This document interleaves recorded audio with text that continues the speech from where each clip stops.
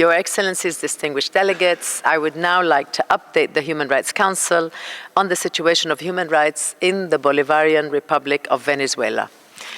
Since the High Commissioner's last update in December 2024, we note the announcement by the authorities that thousands of people, including adolescents, were conditionally released after being detained following the presidential elections.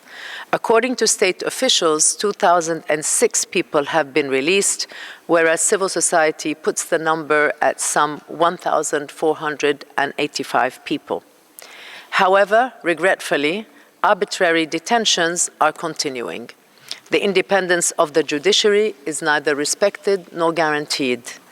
Counterterrorism legislation continues to be widely used to prosecute and detain people in violation of due process and fair trial guarantees, including the right to choose one's own counsel and other international norms and standards. We are concerned about ongoing reports of torture and other forms of ill treatment, including in the Rodeo 1 detention center, and of overcrowding, both in penitentiary and pre-trial detention centers. At least 3 people with critical medical conditions have died in custody after being denied timely access to treatment, which is completely unacceptable. In some cases, women in detention have reportedly been denied access to hygiene kits. The office has also received troubling reports of mistreatment of relatives of those detained, including invasive searches and the arbitrary denial of visits. We urge the authorities to fulfill their obligation to ensure that detention conditions comply with international norms. We call for an end to arbitrary detention and the unconditional and immediate release of all those arbitrarily detained, including human rights defenders, members of political parties and their relatives, journalists, and humanitarian and NGO workers.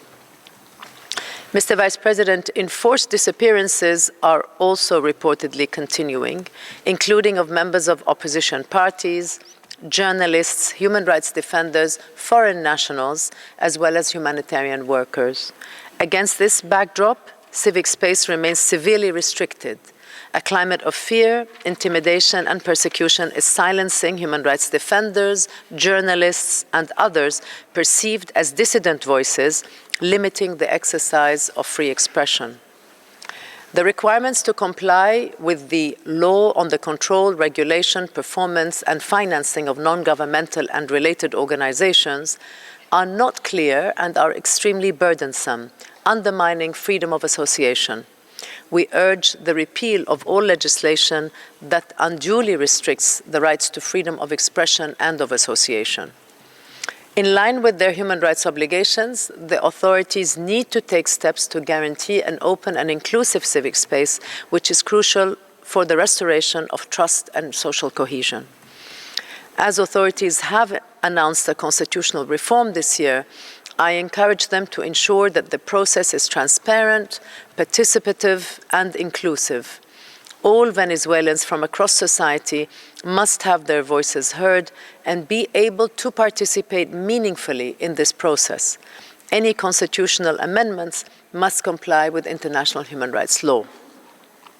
Mr. Vice President, since our last update in December, high inflation has persisted in Venezuela, with disproportionate impacts on the lowest income earners in society.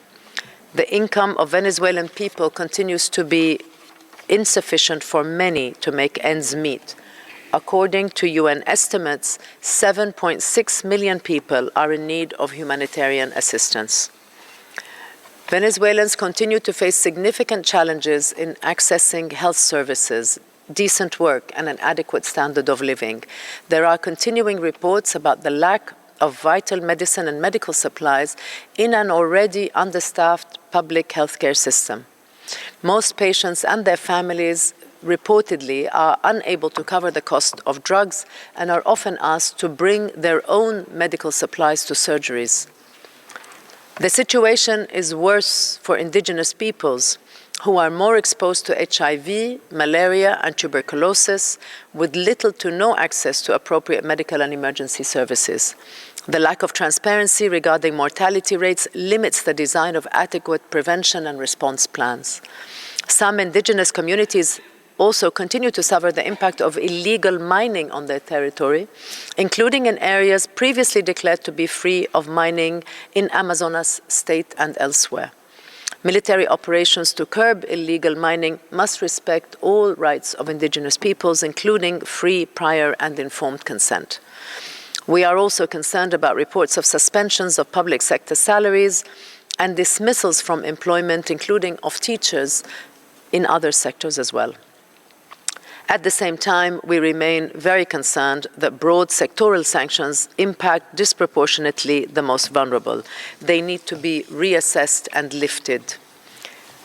Mr. Vice President, the Office's dialogue with the Venezuelan authorities continues regarding our work in the country, and we urge that a prompt and full return of all staff to the country take place as soon as possible within a clear legal framework. We remain committed to supporting the promotion and protection of human rights in Venezuela in cooperation with the authorities and all of our partners. Thank you very much.